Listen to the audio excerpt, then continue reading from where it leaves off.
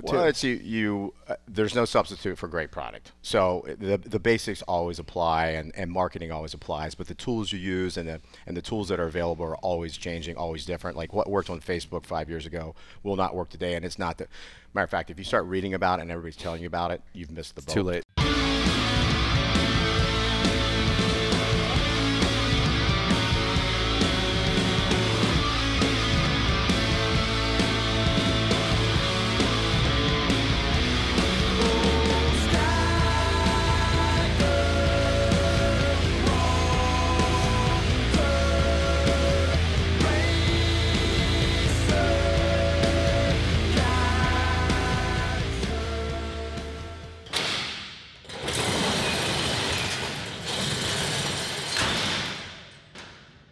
Welcome to Barbell Business. I'm Mike Bledsoe here with Doug Larson and Marcus Gersey, and we are down at High Elite with the co-founder and CEO, Ron Wilson.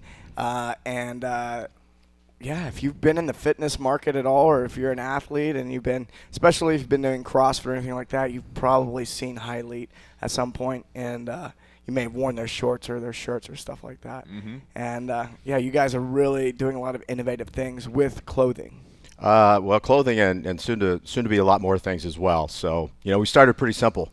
We started with one pair of shorts. I mean, frankly, when we went to the CrossFit Games, I guess back in 2012, we had pretty much spent, Matt and I spent $50,000 to get us there and had 1,000 pair of shorts. And frankly, if we wouldn't have sold all those, it would have been dead in the water at that point. But fortunately, we sold all those and also had a nice pinup of back demand, and it really kind of put the wind in our sails. And that was 2012? That was 2012, okay. Yeah, that was our launch party. We'd started the company just 90 days previously.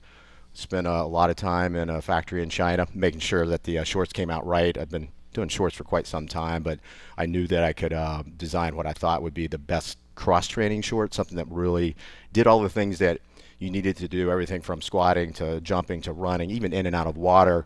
And so much, I mean, we were pretty successful. Not only were we able to do that, but it was innovative enough that we got a patent on the short, the waistband tie system, which is now used in all of our shorts and pants pretty much for all men. We got that about a year later. So it was a nice hit right out of the gate. And, fortunately, the little thing called Facebook was becoming very popular at the time, and we were one of the first companies to advertise, and it kind of just worked out in our favor. And your initial strategy was to go to the games and sell it there. So the initial strategy was we actually recruited about 40 high-level fitness influencers, professionals, people that had essentially trainers of trainers. And actually, Matt reached out all of them, and they really became our ambassadors, and they really embraced what we were trying to do. And then they told their networks, and that essentially got the social media side going. And then our first physical kind of debut was at the CrossFit Games in 2012. And because of the success there, and couple that with the fact that Facebook advertising had just kicked in, we've got 40 people on our side that have 10,000 followers to 20,000 followers. Those two things working in conjunction, kind of got us off to the races. And so I certainly think about you guys as more than a shorts company. You got a hat on right now. You got great bags. You got shirts. You're making pants and all kinds of other things. But the original idea was to come out with the best shorts for the functional fitness market. Yeah. So the best training. The best short. I've been designing shorts previous to that, almost 20 years.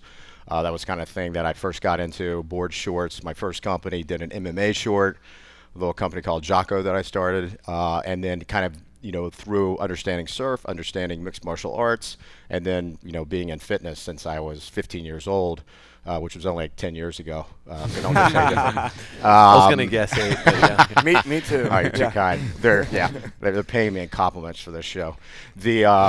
So shorts were really where it was at. I mean, everybody starts somewhere, and that's a big piece of our business, and it's the one thing lots of times, like even you think about martial arts and CrossFit, a lot of guys weren't even wearing shirts as they're working out. So the short is the one thing you could kind of count on that they'd be wearing.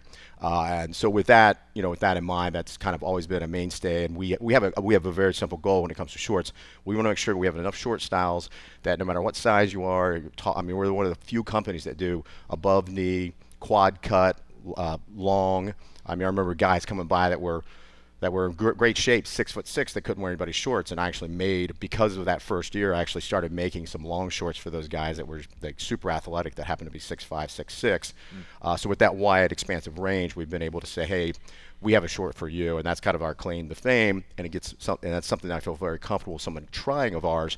But then, we've gone on and made quad blend fabrics, which, this polo I'm wearing is like a lot of people, once you wear quad blend, you really can never wear something else. I mean, I work out, and whether it's the Henley that you're wearing or the polo, or we have other things coming out as well as far as it comes to fabrics. We take fabric very seriously. We start there.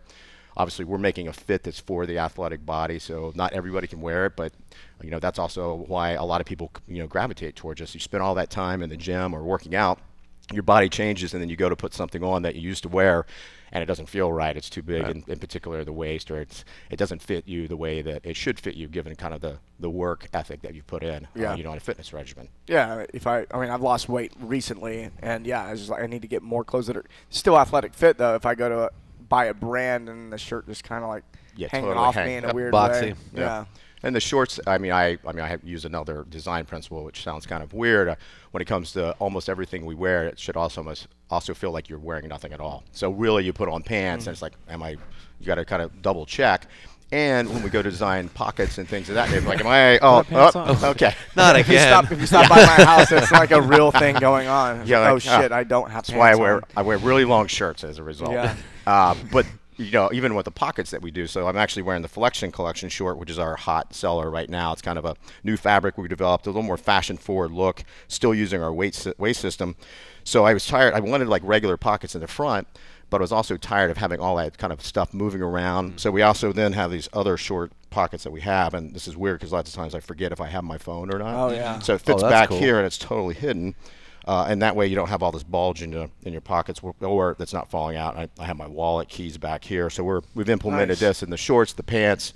We have a whole like lifestyle line coming out, including like almost like khaki tile. You guys just saw them in the product development room. Jeans coming out later in the year, and they'll have similar. All the fabrics will stretch, breathe. Hopefully they all fit the way that you expect highly apparel to fit in terms of its we call it a block. So if you buy one pair of shorts or one pair of pants from us in large or whatever size it may be, all those other pants and shorts are going to be essentially fit you the same way. And we spend a lot of painstaking effort to make sure that's the case. And then you have these innovative storage features. I'm big on pockets, as you can see, whether it's this or in our backpack bags, things of that nature. I like that little innovation side to do things and have that hidden moment, we call them, where like, oh, I didn't know this existed. Some people buy our things.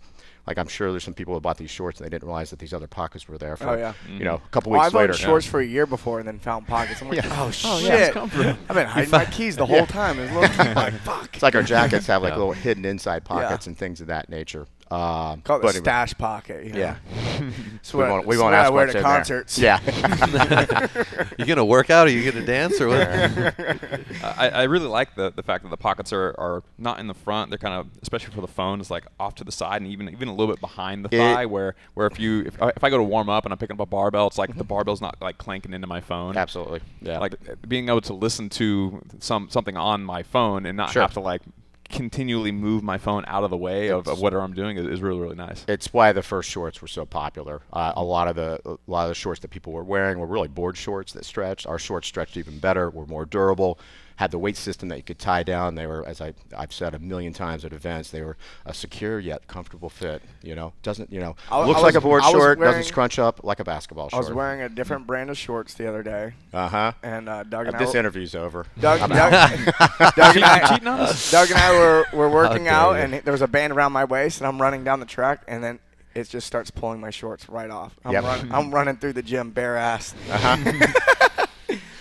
The tying your shorts can be important. Yeah, I found that out. Yeah, it's like we have an internal band system in all our shorts that's basically in a tunnel that goes through the entire waist, and that's what allows it to work. So you get this amazing stretch, this 4 inches of stretch that makes it like a basketball short, but gives you that kind of that clean front face board short look. So, and that's kind of that was my vision from the very beginning. And obviously, being in Southern California, you have a board short look, but a basketball functionality, and then you throw in the kicker of really useful pockets that really stay, and we always call them high hip pockets. So you get them off, down, up here, because I've made the mistake of designing a pair of shorts one time that had like a high pocket, and then I put a lower pocket. And if you have keys or anything now, you start running or jumping and something slamming into your legs. So the idea is that at any moment, without dropping your stuff out of your shorts, you can decide that I'm going to go, box jump that, whatever it is outside. You guys, when you come out like the utility belt that goes with your board shorts? Yeah. Yeah. Yeah, it's essentially it's just we packs. put it. Yeah, we just put it in place. Dude, if where you guys do a fanny pack, I'm in. Okay, great. I hear they're coming back, but I'm not sure. I had one back in the day. Of course, I also had those big, bodybuilding pants and a bad boy, sweatshirt, tank top thing, with the whole sleeve. So yeah. Well, all right, we're gonna use that for your biopic. Okay, great. Yeah, it's good. Dig that one up. It was also the mullet. So, it'll be on your MySpace page. So okay. Oh yeah. I had someone track down my MySpace page last week and email me. I was like, oh fuck, I couldn't even find it. I do not want to see that shit. No, it was embarrassing. I was like, I was friends with these people. Oh, fuck. Who were you? Yeah, and you only had a top 2, not a top 8. Yeah, I was. Okay, I'm dating myself. I was more embarrassed with the company I was keeping than the pictures that were on there. Yeah. Yeah. Well, not only did you go to the games, but you selected specific athletes to sponsor and partner with, and then you were also some of the first people to be using Facebook ads. And so I think a lot of times when people are launching a new brand, they end up following whatever other people are doing. So it's very, very common. Yeah, worst thing possible to do. Yeah, it's like, oh, this is working for them. Oh, we got to do what they're doing. It's this like competitive feeling. It's like, I got to do what they're doing and do it better than them. Or you could just do the thing that nobody else is doing. So it sounds like you use a combination of the two. Well, it's there's no substitute for great product. So the basics always apply, and marketing always applies. But the tools you use and the tools that are available are always changing, always different. Like what worked on Facebook 5 years ago will not work today, and it's not that. Matter of fact, if you start reading about it and everybody's telling you about it, you've missed the boat. Too late. You got to be out there and be a little more, and trust yourself a little more. But the more that you sense, almost like what you do as a consumer. So I was at the time we started this. One, I had a lot of retail experience, and I realized I'm never going to a store anymore. I'm never going to the mall. I'm buying everything possible that I can buy as long as I have confidence in that company from the internet. So it made a very easy decision for me to say, look, we're only going to sell direct to consumer. 2 reasons. One, I believe that's where the future is going, which thank goodness we did with the sports chalets, sports authorities going out of business, and we don't sell to any retailers. We have no exposure there. And then 2, being the person that designed all the original product and still heavily part of that design influence, I wanted to hear directly from the consumers. I did not want to sit between a retail buyer and their consumer and then try to figure out what they wanted. I wanted people directly saying, I like this, I don't like it, you guys screwed up, hey, great job on that, and have that candid feedback. So it really worked as a product development vehicle or tool. And it also worked because that was just what I felt as my own consumer. So it's a lot easier to figure out what you like and work in an area where, I like fitness, I like, direct to consumer as a business model. So that makes it real, and you don't have to guess, you don't have to read a bunch of books, you don't have to, somebody supposedly, knows what they're talking about. Doesn't mean that they actually know what they're talking about. So trusting your intuition of what you believe is right is far more important than someone telling you what's right. Well, I think over time, if you go off of what other people are telling you is right and you ignore your intuition, you're just going to end up hating your own business. The reason you start your own business is to like what you do, and as soon as you start listening, you might as well go back into the corporate world. I mean, it's no different today. Started, hey, we're going to be direct to consumer. I'm okay, at the time saying, hey, we're just going to be the best short company. Then, okay, we're going to be the best performance apparel company. Okay, now we're going to be performance, lifestyle, and this community. We want to be the most community-driven performance apparel company. Then we've taken it to the next level that we want to just be a fitness solution. So it's just not about apparel and gear. We're adding footwear, apps, even physical locations here, hopefully in the near future if we continue to get funded the way we have been funded, because I want one ecosystem where someone, if they believe in the lifestyle and they're looking for one answer to get premium performance but at value proposition, and the value doesn't have to be necessarily the cost of it, doesn't mean that it's cheaper. It could simply be that you save time. It's the same reason I use Amazon Fresh. Price isn't that much better, but if I don't have to go to the grocery store and it shows up on my foot, essentially my doorstep in the morning, it's like, Santa Claus came every morning. I have to go to the store, it's there in a story. Yeah, you guys are doing a lot of things, and I think a lot of times when people and you've been in business for a long time. This isn't your first company. I longer than I care to admit. Yes. Almost 10 years now, right? Yeah, exactly. Yeah. And a lot of people get into business and they see what you're doing, and they end up launching a brand where they're trying to do everything right out the gate. Right. And so Is that better? Yeah. Okay. And I think it's good to note that you guys mastered the short first before going into performance apparel. Yeah, and, absolutely. And I think people jump the gun too early. Absolutely. You can, and I've seen so many apparel companies that, especially MMA and CrossFit, so the UFC craze, the CrossFit craze, how many of, we've seen them all, and they try to be basically emulate, I have to have a shirt, a short, a hat, and they go out and buy a bunch of off-the-shelf items, and everybody has the same thing, so then you have no differentiator, you're just putting a logo on it, and a logo doesn't sell products. Or even worse, you buy some inferior products, and it actually is a detriment to the thing that you're actually good at. So if you embrace and own exactly what it is that you're going to do, you can have a bigger vision. I mean, I always wanted to be something much bigger than a short company or just an apparel company. I mean, I wanted to do footwear since day one, but it's here 5 years later, and we're just now at a position that we can launch footwear. And technically it would be 5.5 years. I've had that vision. I've said it in the past, but I hopefully was prudent enough not to say I'm going to do footwear tomorrow because I'm just going to do it. You spread yourself too thin. You don't establish a foundation. And I've made that mistake. You can, unfortunately, you can go back in my first company. It was well documented in ink. 180s. The company grew too fast, and we didn't have a foundation. We grew to $50 million in sales, but it was a $50 million sales company that went from nothing, selling some products on TV, QVC. Got to 50 million, but we weren't sure of who we were. We didn't have a foundation. A couple things go wrong, and 50 million goes to 30 million. All of a sudden, you lose your company. So, even with success, you can have failure. So, what were now the second time or the when you got it right? Yeah. So, what were the indicators to you? Yeah, probably, in all honesty, probably 7. 3 that people know about, but there's some in between that, like I said, hey, maybe I couldn't even get the short built, so you didn't even know that I failed. It was like behind the scenes. It wasn't at least a visible failure, but 3 that had notoriety, High Elite being the third.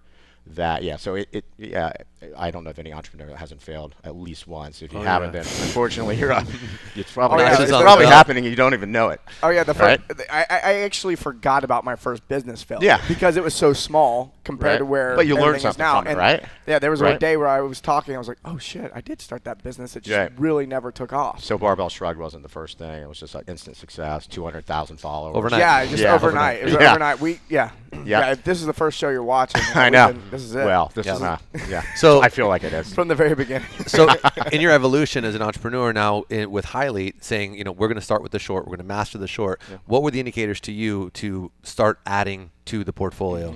A couple things. One, when you feel like, okay, we have this short, there's no deficiencies, and we have more time on our hands, which quickly happen. And obviously, I've done this for a long time, so that it obviously skipped through a lot of hurdles probably faster than other companies had existing factory relationships, development relationships, things of that nature.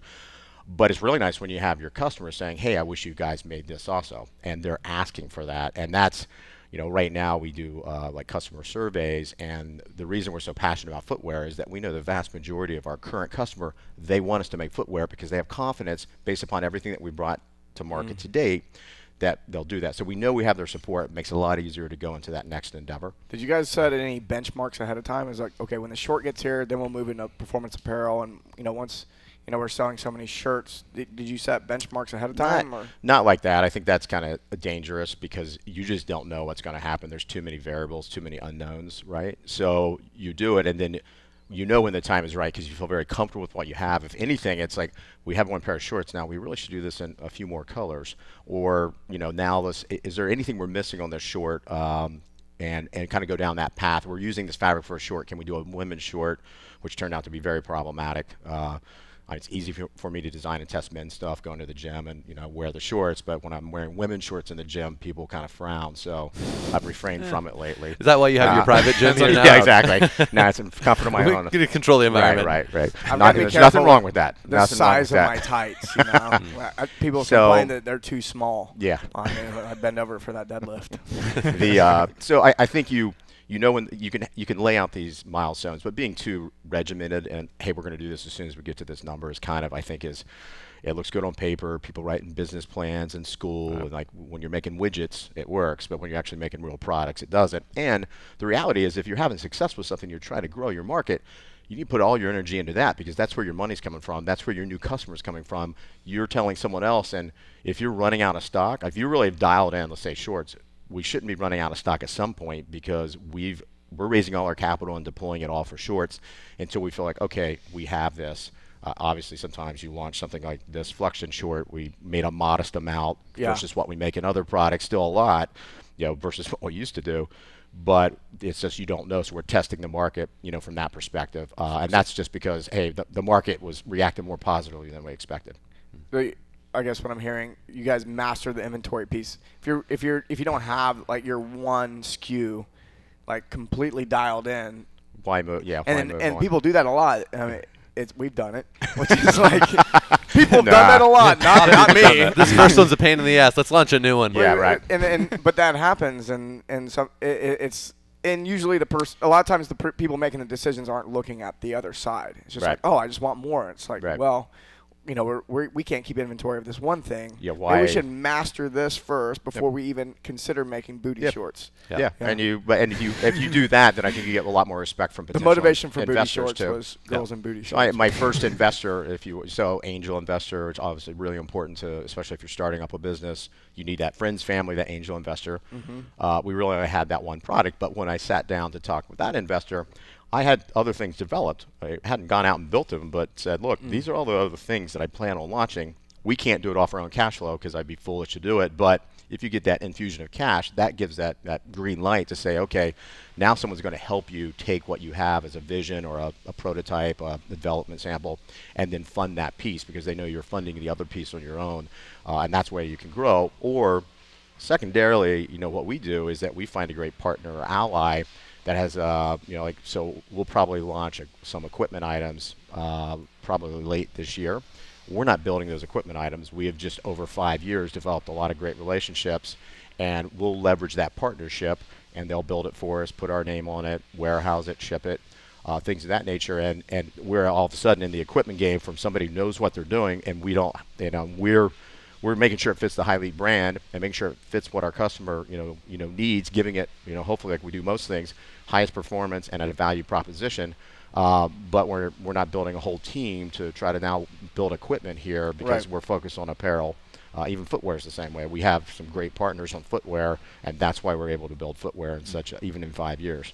Nice. Yeah. How much do you guys tinker with your best-selling products? Like, is there any fear around, okay, well, this thing's working really, really well, and now if we go tamper with it, it's actually going to make sales go down because we're going to change, accidentally change the things that people like about it? I think that's always a concern. I think and we've had that even our original short. There's still occasionally someone, I'm a big hater of Velcro, so I was trying to get Velcro on everything we ever did, but there's occasionally a person that said, oh man, I really like those first shorts that had Velcro. So you have to be confident that where you're going is what the vast majority of your customer wants. And I think it's even probably the other direction is that there's always going to be a few people that are living in the past that are part of your customer base that probably aren't part of your future customer base that you have to be willing to say you can't build all things for all people. So you have to kind of go where the masses are and also watch trends in the market. And we do a lot of testing here too. I mean, that's the benefit of everybody living the lifestyle. And it's like anything we make, I mean, I test the crap out of it. I'll wear the same pair of shorts for a week. Drives my girlfriend crazy because she's like, are you going to wear those again? I just wash them every night. So I get durability tests. I wear them because even when we think something's perfect and we have all this knowledge as a team, I'll put something on and then we go out and wear it in like real life and we're like, oh my God, we totally missed something, or the zipper's in the wrong place, or this thing is like fraying, or just something that we should have known that we didn't know. So I think if you test and you test with a team and you use some common sense, you're not too quick to change. It's like it's kind of like it's slow moving process. It's like it's more like an iceberg moving. It's not like these quick hits. It looks like it from the external world, hopefully, but internally we're moving very, very methodically. I think it's really cool how much attention you guys pay to like the actual testing process. I think a lot of companies are really quick to be like, that looks cool, it looks good on paper, the numbers seem to make sense, ship it. Yep. Versus, like you said when you were giving us the initial nickel tour, you could design something that technically looks perfect. You run it through the washer a few times, and all of a sudden you're like, damn, that stitch didn't hold up, or that material isn't as good as we thought, or the lighting mechanism you showed us where you had all the different types of lighting to run. Well, like, looks black here, but what about this light, this light, this light? And it's always impressive when you see someone who really is paying attention to how this is going to shake out for the client, rather than, hey, this is good enough for us to put out there, let's sell it. We can, not everyone's happy with it. That's okay too. Right. You guys are really like experience centric for your clients, which is obviously what builds the brand loyalty long term. Yeah, and we're not perfect for sure, and we do We do testing at our factories. We do third-party testing. We were talking about we do third-party testing to confirm the third-party testing. We have the washer and dryer here. Fourth-party testing? I think so. It's inter-party Carry the something. six. Yeah, We do, all these other things here, and confirming, and also confirming, lot over lot, because sometimes something is great one time, and the next time something happens, humidity was different in the factory, things of that nature. The bins. So we do all that, but even with all of that, there's still going to be things that get out in the market that we've thought were right that have a problem, and we have a great brand experience management team that makes sure that when there is a problem, that we just fix it where it's easy, no hassle. And I probably, as many compliments as we get on kind of, hey, this is the best product ever, it's the way you guys have handled something. The one time I had an issue that I knew, now they shop in complete confidence, so much so that we started this thing called High Leap Project, where people fund projects and buy products they've never seen. They give us money sometimes 6 months in advance, which allows us to go out and build that for the community. And they have confidence and trust that what we're saying we're going to build is there. And if for some freak reason it's not, or it doesn't work out, they have confidence that we're just going to fix it, and it's not going to be a hassle. And that kind of customer service standard is kind of your basically it's your catch-all. It can't be your catch-all as in, hey, we're just going to ship it and we'll deal with it on the other end. You have to be, let's say, 99% confidence, but there's that 1% of the time that things are just going to fail. Something's going to go wrong. Something, a stitch is going to come loose. A drawstring's going to rip. When you fix it, and you fix it without hassle, then you kind of build that customer loyalty. Yeah. Let's take a break real quick. When we come back, I want to talk about how you're using technology to stay in contact with the customers and grow the business. Yeah, that'd be great. Hi, my name is Jeff Safa. I'm the owner of Centripetal CrossFit in Erie, Colorado. I was in the classic startup phase. I was coaching 32 classes a week of our 35. So I was there 6 days a week doing basically all of the coaching in between classes, answering emails, running through billing, trying to strap together marketing, and just whatever popped into my head. We've created a space that is the best part of everybody's day. They know it, and they know as long as they get to the gym, their day is going to be better, and that's very clear. So membership grew because of that fact, but wasn't growing because of good business process or a good marketing system or any of those things. Just kind of stuck at this 60 member mark and thinking, how do we do more? I need to be able to hire somebody to go get the people to pay for that person, and felt stuck where I was at, didn't really know where to go. The first call that I had with Angelo ever, free intro call, hey, I'm struggling, we've met, I liked your intensity, and if you guys haven't met Angelo, you never have to wonder what he's thinking, he'll tell you, you don't have to read between the lines. Within 2 weeks, I started to basically just, because I've bought in to working with somebody, really take the advice and take it to the next level. So I'd say within 2 weeks, had a few major breakthroughs, doing silly stuff that we all know we should do, but typically don't have the balls to do it on our own without a push. And so that was increase my prices and start contracts. I am coaching fewer classes, so I'm down to about 20 classes a week, and that's a slow process to develop coaches that do a job I'm proud of. Memberships increased, so we were at 60 when I started with Angelo. Gosh, it's been 3 months now, and we're up to 75, so a very significant increase. The biggest effect on the business has been developing as a leader. It's happened very quickly, rather than being stuck thinking about an idea and the analysis paralysis, thinking through too many steps before getting started. I have taken good ideas and gotten them started and fine-tuned them as we went, which is a much better solution on the implementation for me. I would look at yourself first and ask the question, do you think other people have learned the solution and the lesson that you're currently struggling with? If you think that this has been solved before, and in the CrossFit space, you're not doing this the first time, somebody else has. I would definitely dive into it. If you're not sure if you can afford it, definitely do it. I know that sounds silly, but you're investing in yourself. that investment is never going to go away. You're improving as a leader and probably a person if you're running things right when you get a coach, and you're buying into what you're selling. If you are an entrepreneur, you own a gym, and you don't have a coach, you are asking other people to do something that you aren't willing to do yourself, would be my opinion. So I would definitely encourage you to at least have a phone call, but come to them with what are your biggest struggles and see if they've got some ideas. This group does not mind, I think, adding some value for you to prove they're worth it. Definitely, Angela's been worth it for me.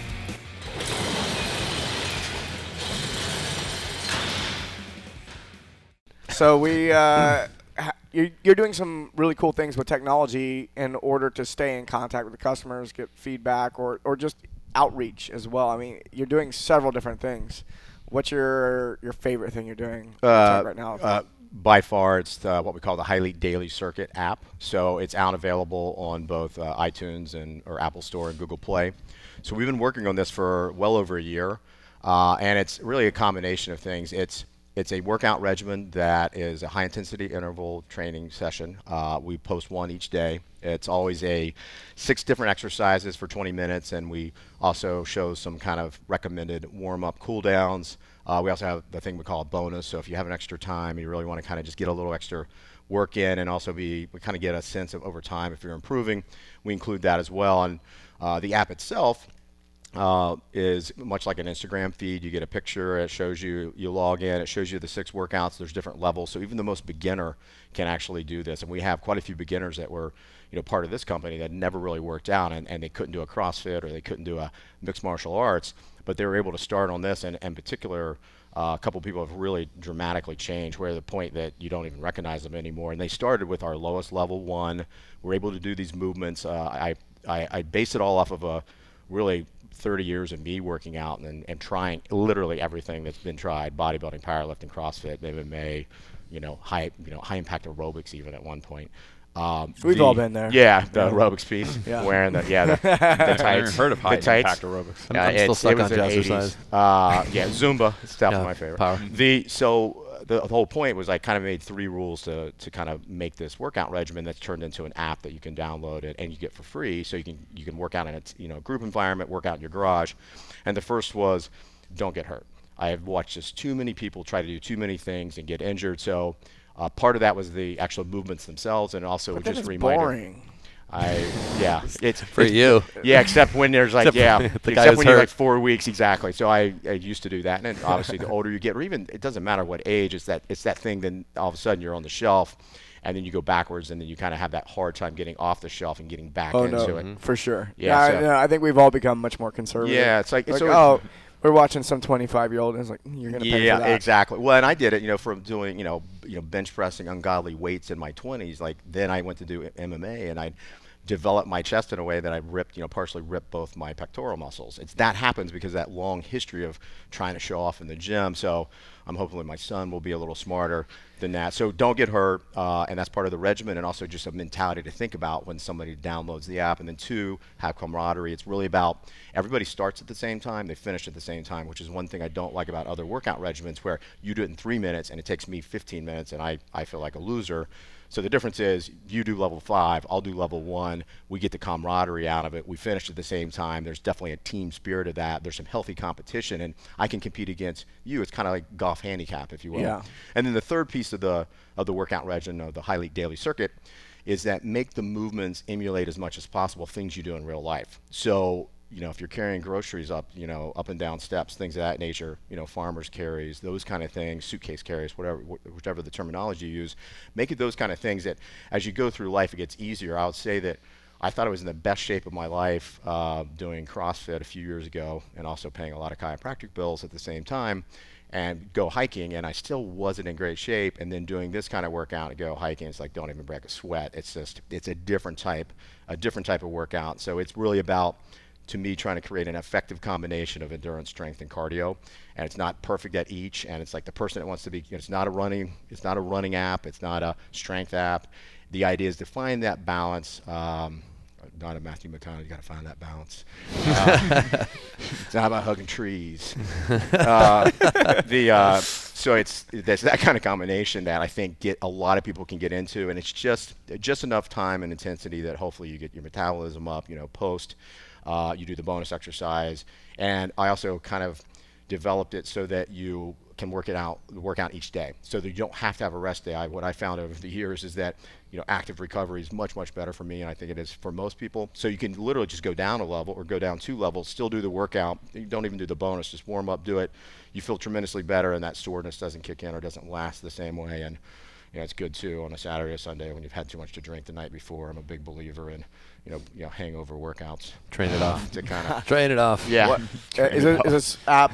Does it cost anything? Is it free? No. So the app is free. You just download it at either, like I said, the App Store or Google Play. It's High Elite Daily Circuit. So you download it. It's free. If you already have a HighElite.com account, so what we've done is we've incorporated that technology. You already have an account there.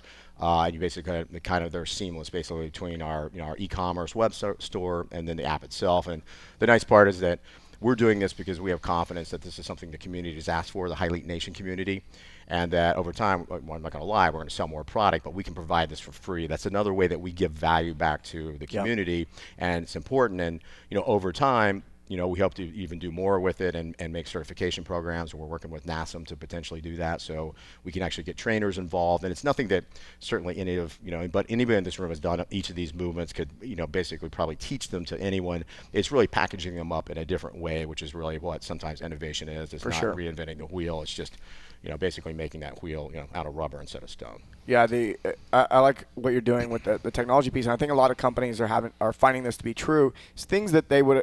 A lot of, we rewind 3-4 years ago, people were building training apps, and then they would sell them or there'd be subscription. And then what's happening now is we're seeing companies like yourself that build a training app or build an app that normally would have cost somebody something and just providing it for free.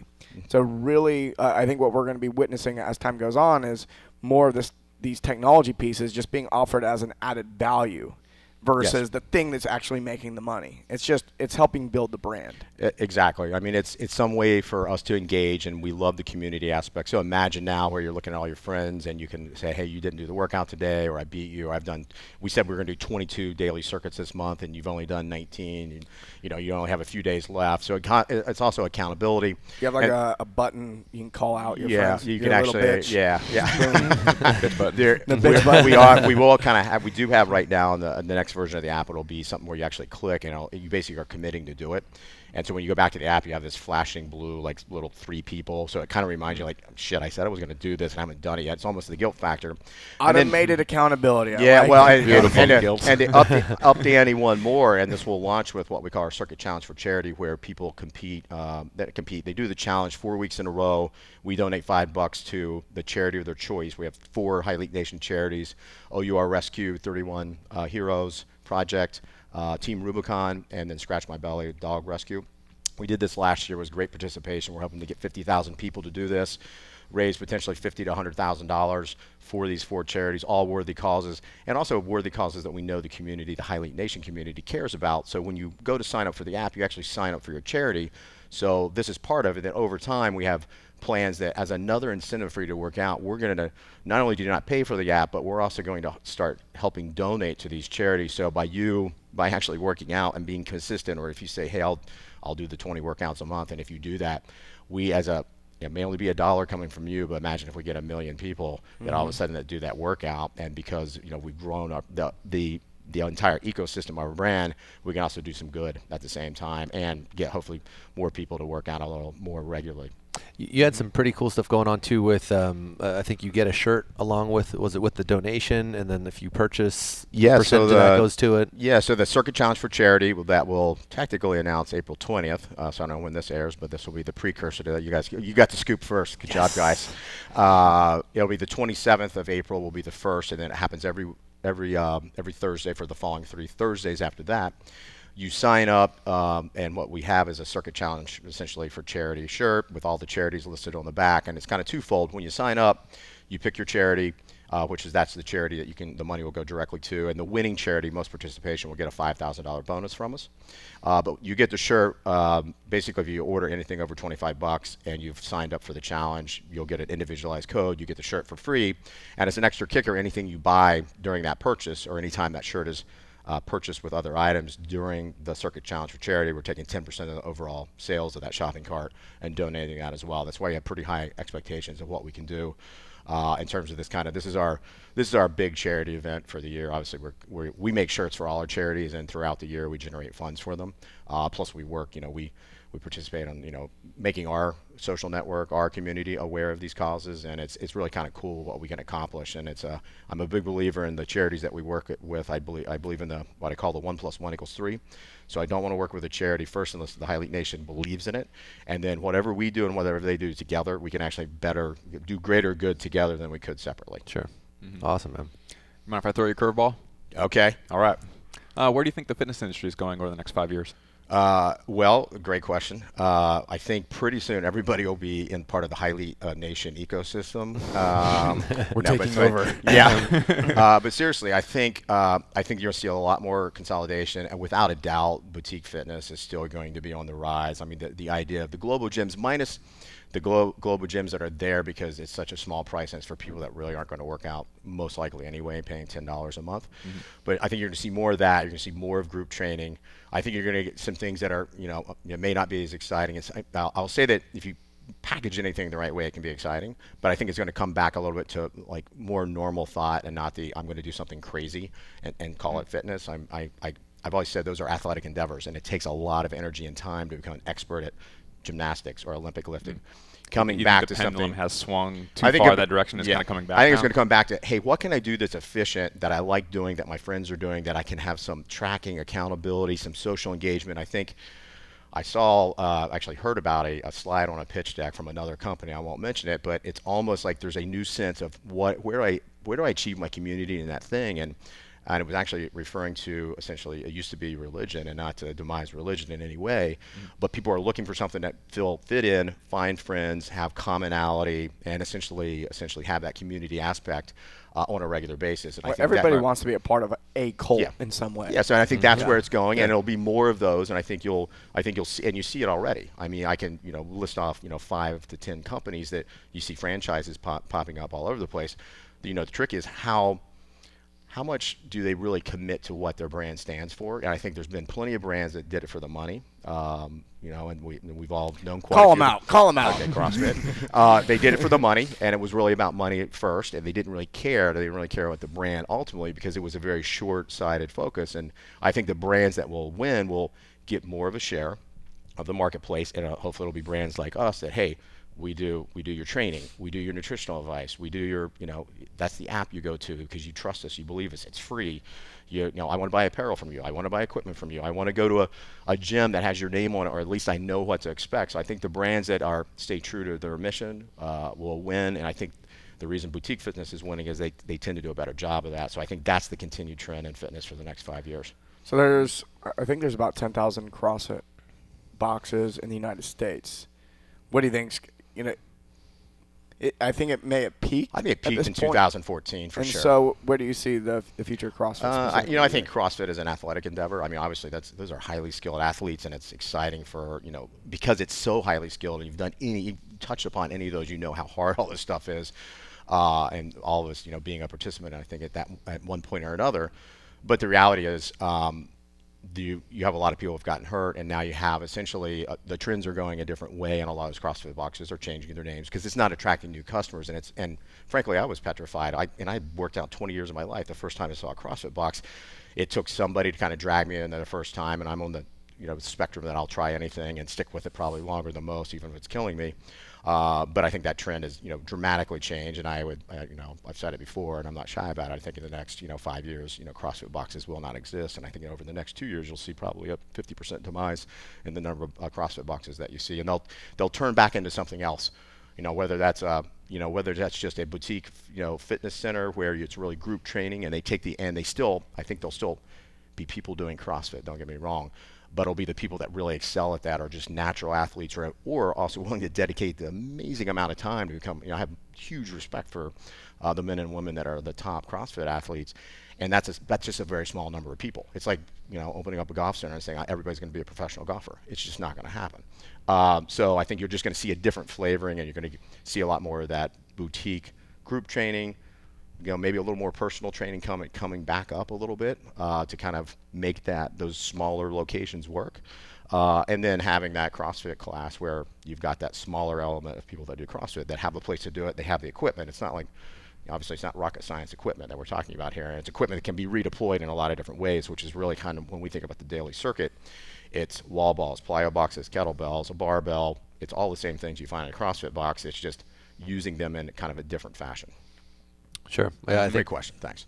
Yeah, I think it's we work with lots and lots of CrossFit gyms all over the world, and Right. helping them build their business and really keep traction as this evolution is happening.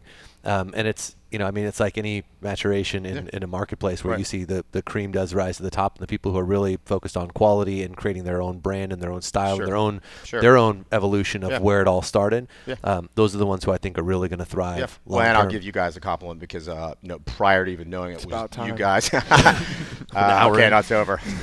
You ruined it. No, prior to knowing that it was you guys, even though the box that we go to is no longer a CrossFit box in terms of terminology. It's now called something different. We go there and do our own thing. We rent it out. But when they rebranded, and I was looking at what they were doing, and I actually complimented the owners on kind of the content they were providing for free, kind of exchange for the email, kind of that, hey, I'm going to give you some content, which is really important for these folks.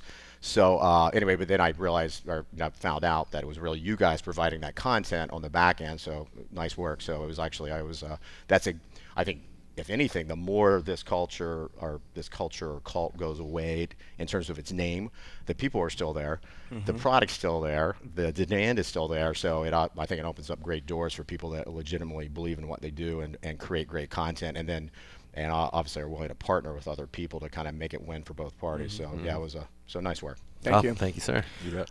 You guys have done a phenomenal job with brand, and what I mean by that is it's unmistakable. When I see a shirt, when I see a short, I can see it across the room. I don't even really need to see the logo. I go, that's a highlight Right. thing. Hopefully that. And everything is, and you stuck to it, and it's. I don't see you guys creating things outside of that, and it just always makes sense. What are some common mistakes you see in the marketplace with branding, or the lack of branding, or what are some rules to follow in regard to, okay, I'm going to develop a brand and we're going to stick to it? It's a tough thing, because a lot of people on the product side, you see something that's popular and you want to just go copy it. I think it's the same thing we were talking about with respect to what should you do with your business model. Lots of times you see a hot selling product, and I mean, we have it happen to us all the time. I went literally to the CrossFit Games the second year, and the booth right next to us, they literally had taken our short and it was almost identical, minus the kind of patent pending waste system. That's the only thing that they hadn't deployed as well. And then ironically, we had already kind of leapfrogged and come up with a new thing, and they didn't sell one short the entire time they were there. And it's that kind of thing where you're chasing, and then people know that it's not yours. Then if they're saying, oh, I think that's someone else, that's a very bad sign. So you have to create your own identity, and it takes a little longer to do that. And then, not to turn this into a apparel design class, but all the lines and the shapes and the flavoring. I mean, we look 18 months out, even with colorways and palettes, so that even the colorways match together and they work together, and and that they're right for the season, things of that nature. But even this, so like our first jacket, which we launched, pretty early on, that was like a lightweight training jacket, had very particular lines that are designed. So even when we go to like a polo like this, the lines are still there so that someone sees it, and the lines are not necessary on this shirt, but it gives that that immediate identifier marker that, hey, I recognize that. It's just like that high elite jacket. So it's a shirt like others, but has that texture. Yeah, and then with ours, like we spend a lot of time on the fabric. So then a lot of times, and this is the problem when you're direct to consumers, people can't touch and feel the fabric. So we rely a lot upon other people saying, hey, what's that? I heard those are really comfortable, and you'll do what you did. Hey, can I feel that? So it's like, oh, I can't touch that fabric. It's those kind of things, but that should be our signature. Hopefully our signature things are, hey, I touch the fabric, it's soft, it stretches, it breathes, and the design lines, the shapes, the styling are all the same, and that consistency, whether you're making clothing, equipment, whatever, you have to have that, and that same treatment. And a lot of people get really tired of looking at what they're looking at because you've seen it so long. But remember, there's a person stepping in there the first day that's never seen it, and maybe you've just now been able to crack them to understand who your brand is. And if you change your brand identity too often, you'll fail. It's like people get bored internally. I had a business partner, my first company. Yeah, first company. I swear this is a true story. First company, we're developing products left and right.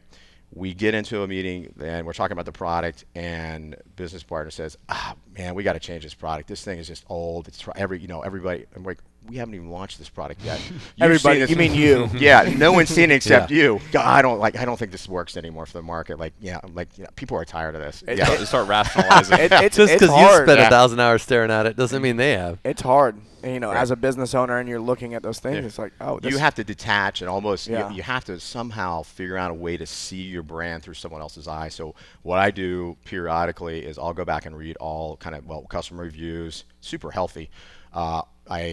I periodically throughout the day, I'll just hit the customer service. I have a tab that they go into. I don't read them all, but I just kind of spot check to kind of see what people are saying. And probably the most refreshing thing is when people, I realize that for a lot of people, this is the first time they've seen us because we're still relatively small in the scheme of things, and that we don't have to go changing things. It's still about attracting new people, but offering enough new things that our current client customer base actually says, okay, you guys are keeping me interested as well. And it's a fine balance for sure.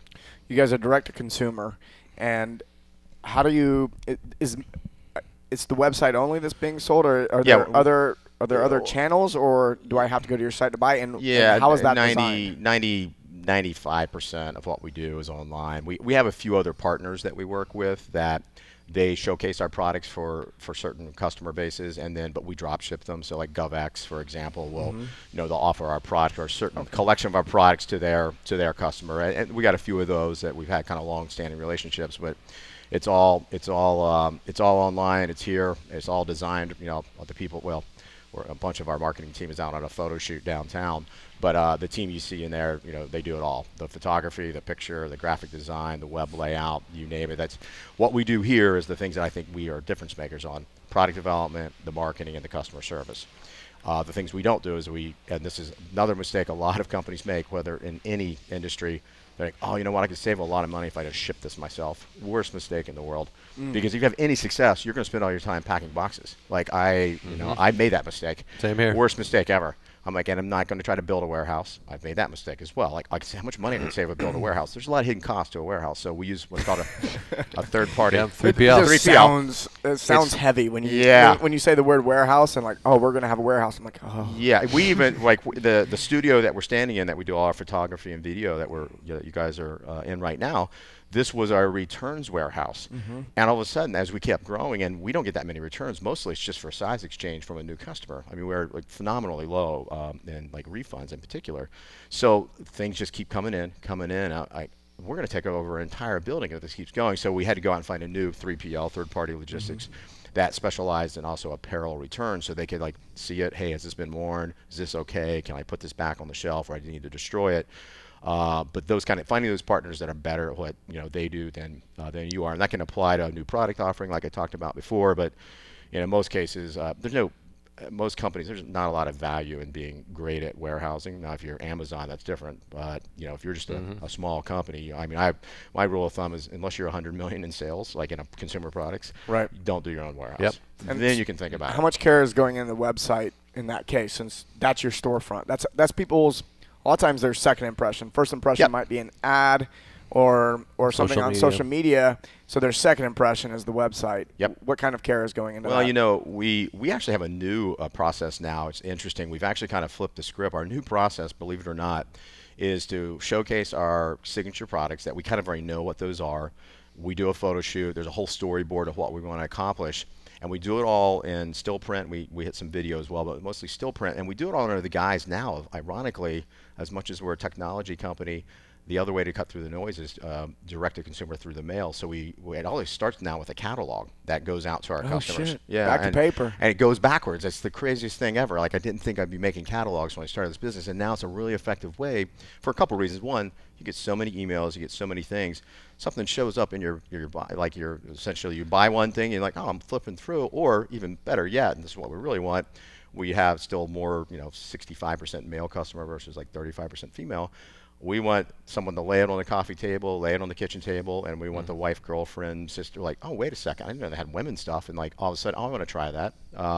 So we were using it that direction, but then that rolls back that merchandising into the website, and we spend excruciating day on the website, and we probably, not only on the merchandising, but there are so many software things that go on top of websites these days. I mean, we have probably 6 different systems that run that try to individualize the experience, because you come in, we already know something about you. Big Brother is watching. It's amazing. I mean, I get, I know it too from the companies that I shop from. But so it's probably one of our single biggest efforts is that product and kind of the web. And the only other thing I would say is that where I see the future going is that the reason we spent so much time on this app is that we view the app as the way that we're really going to engage, and really engage in a conversational way, a community way. And then we don't have to hard sell. We're not in a mall trying to like track you down saying, try this hand cream or something like that. Like, wait a second, I really like this company and everybody speaks highly. And now that I'm here, eventually over time, you're like, oh, if I want to just, okay, I want to check that out. Maybe I'll just click that. I'm going to try that out, and make it less of a hard sell and less of you have to go hunt and find it out. Like, because hopefully you're there every day looking at the workout or looking at nutritional tips, things of that nature. It's something you want to check. You want to be part of that app. You want to get those announcements. You want to go back and check it. You want that type of engagement. Then the sell doesn't become a sell. It just becomes, hey, let's talk about what we have in a very slow kind of conversational way. And then hopefully that person says, oh, I'm going to buy those shorts. I'm going to buy that backpack. I'm going to buy that shirt, whatever it may be. So it's definitely, the world is changing. So the web, I think, is actually becoming less important than apps, believe it or not. Steve Jobs said that many years ago. Yeah, when they said they had put $100 million, we need apps, because and it's worked, and it's such a, I mean, it's a game changer, and obviously it's no big secret. It's just, what do you do with the app? And I mean, just as another side story, back 2000 into 2015, I recognized that. I actually went and looked at all the apps and actually reached out to 3 or 4 companies that I thought might be good. Essentially, I was looking to acquire an app. And didn't get an answer back from any of them. Then I realized they're all like 1 or 2 people running an app. And in the early days of the app, just like the early days of anything, you could get away with that and have some success. But long term, people see through that, and then the app turns into really just all you're seeing every day is like some new supplement that's like you're getting hit up you're getting it, hey, supplement 50% off. So it was a really good opportunity to then evaluate all the apps that were on the market, and there's obviously tons of good apps, but what I didn't see, I saw great apps on yoga, great apps on running, a lot of great apps to track your workouts, but nothing specifically that would create that community kind of daily interaction, at least in the space that as I view it. So it was a kind of just dove in head first. I'd never built an app, but then again, I never did anything the first time until I did it. So, and obviously anybody can do that if they're just passionate about it, do their research, and it's something they believe in and they like doing. It's just, I will say though, if you make that type of endeavor, and for it to be successful, I've given up a lot of weekends, a lot of nights, and even last night. It's like, that's why I'm here on like 2 hours of sleep, is trying to get it done in terms, crunch time. You have to feel that passionate that you're willing to like stick it out, and you guys know, spend way more time than you thought you were going to spend. What are you talking about? Yeah. Shit's easy. It's easy. If it's easy, as I say, if it's easy, everybody would be doing it, right? Yeah, I've heard a lot of entrepreneurs say, and I think most people agree when they hear it, if they knew it was going to be this hard, they wouldn't have done it. Totally. Ignorance is bliss. They call it. Yeah. Almost everything I've done, I totally agree. It's the most profound statement ever. Which then you don't want to know too much, because then you wouldn't do it, right? Right. Would never start anything new. Pride myself on being an idiot. It works out. Of all the idiots I met, you're one of the best. The best. I like this guy.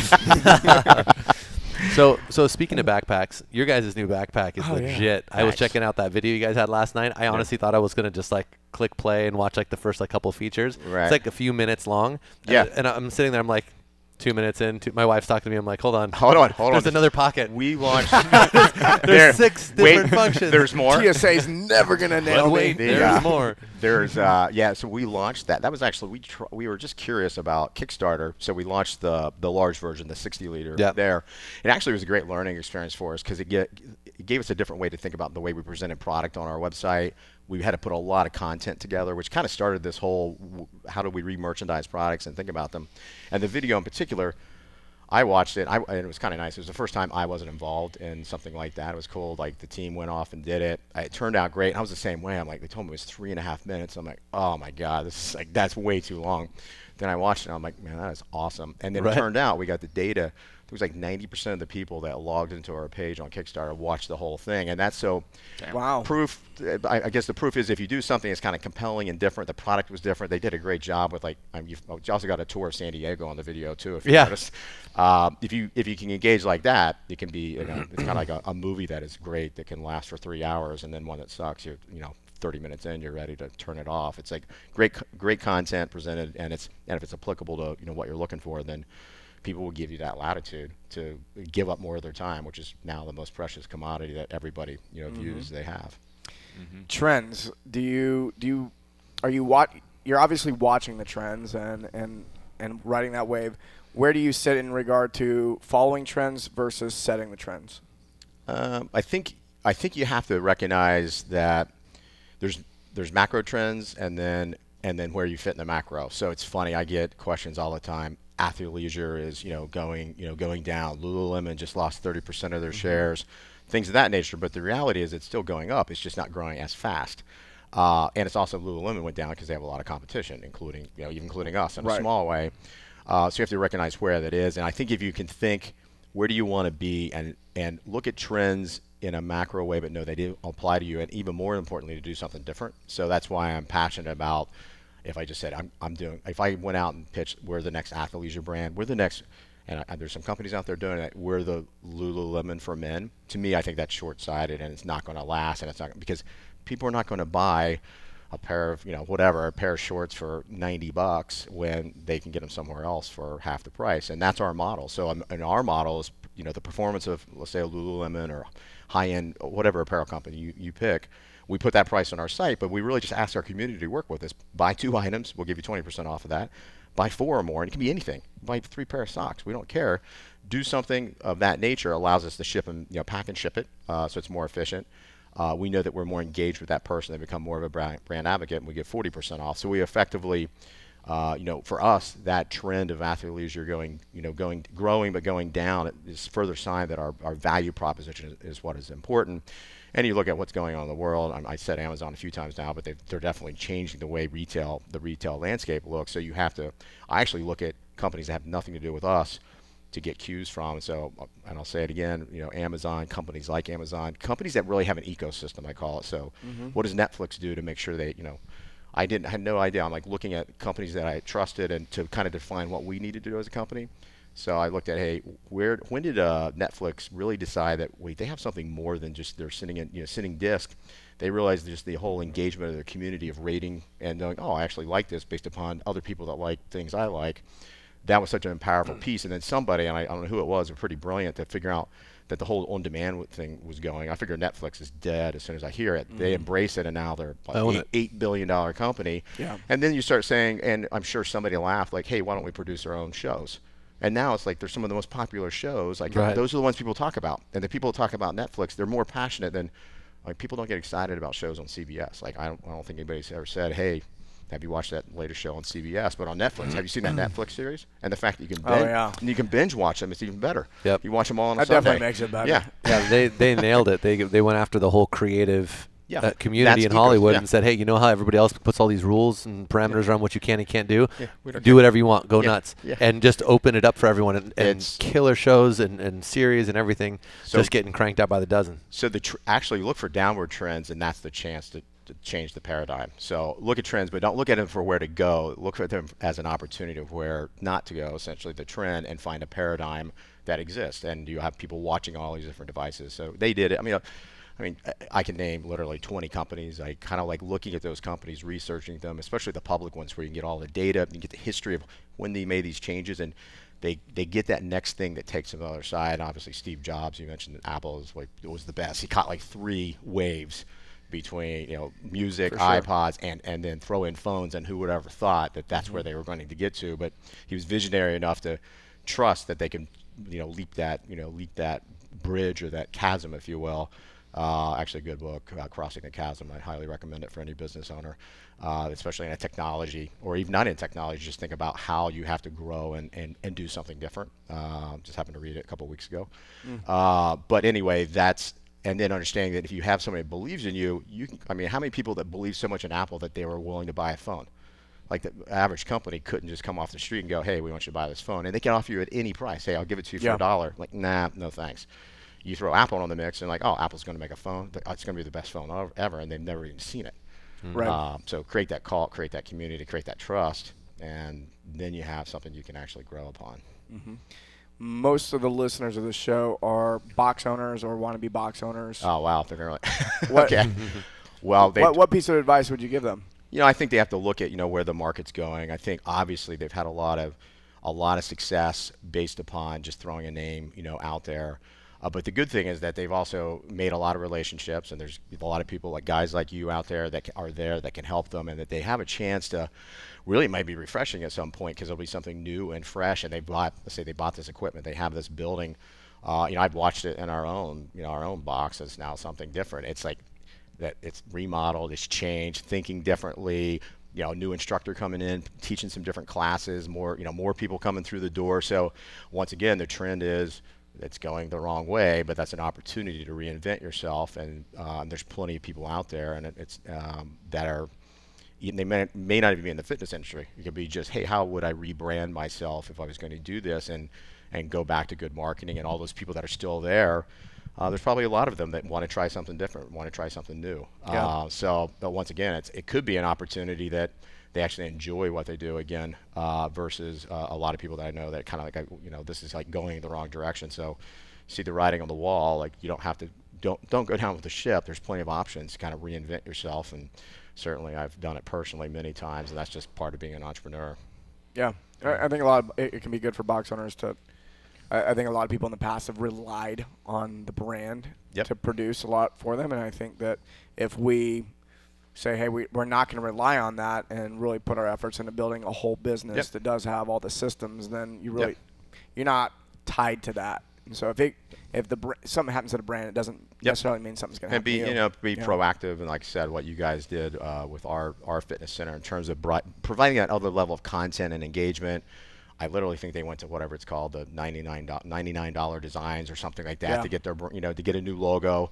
So it literally cost them $99, and it looks pretty good. They actually did it's funny, they actually engaged everybody that works out there. Like, hey, these are the names we're thinking about, and everybody voted on the names. So they actually took an opportunity to involve everybody, and then I think that's also what led to bringing in a different instructor and offering some different classes that I know are going exceptionally well. So kind of in that same high intensity interval training, kind of, that's the trend. And if you want to look at trends that are going positively, if I'm a box owner, I take a look at why Orange Theory Fitness is having so much success, and you don't have to emulate them exactly. Just we do the same thing with product, everything. I mean, I look at them, I look at everything, look at why they're having success, and there you have a leg up at any market because you already have some notoriety. You already have whatever 75 to 150 members already that I'm sure want to stay and just kind of rethink the equation and make a change. I'm not 100% on this.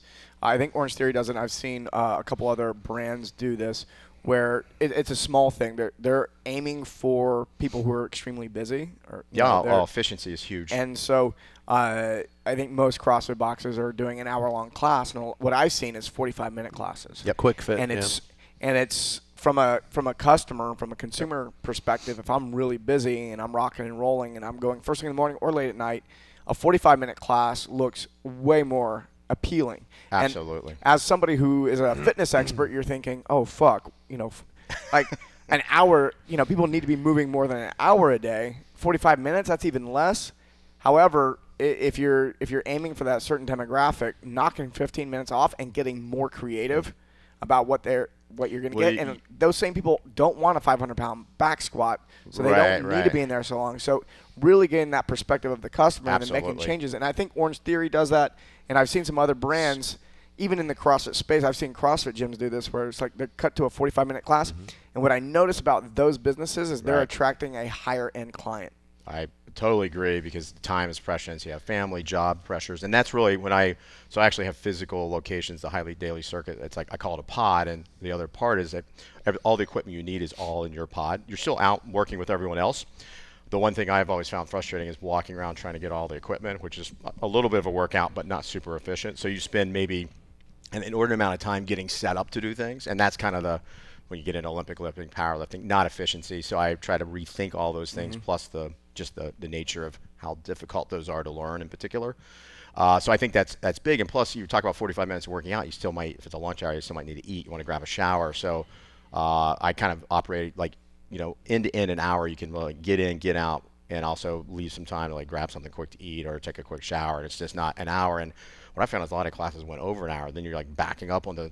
I mean, I've had so many hour and 20-minute classes because when you program such a, and this is CrossFit, I think in general, a radical array of things, which is kind of where CrossFit got its notoriety. You really don't know how long all these things are going to take. When you start getting a class in there, like, holy crap, that took a lot longer. And we were up there, and we have no real time limit because it's part of the job. I want everybody to be up there. I look at the clock, I'm like, it's an hour and a half that we've been up here. And now we're in and out in 40 minutes, and it's the walk up there, walk back. But, that's also why I have a different philosophy. I believe do that kind of, but do it more consistently, like even every day, or supplement. If you're doing that every day, then, hey, maybe you're going hiking. You're involving yourself in a different way, so you're not relying upon those 4 classes a week that are very intense that you need tons of recovery from. So I just have a different, obviously, methodology. I have more consistency. I believe in that. A long time ago, we were wired, as hunter, gatherers, whatever, and you did it every day. You didn't get a chance to just take a day off, and you were consistently moving, and obviously there was intense kind of moments. But in terms of like I don't do maximum anything anymore. As a matter of fact, the last couple of times I've done it, it's like I either got hurt or I think I almost killed myself. I figured don't extend 100% of energy unless you're being chased by someone, or you need a matter of life and death for someone else or yourself. Then expend 100% of energy, because that's where I think those kind of fitness regimens get it wrong. And if you're a competitive athlete, it's different. You're going to have to. Like, you're going to come to that point where it's a competition, and you need to know that you can deadlift 650 pounds or, bench press, whatever.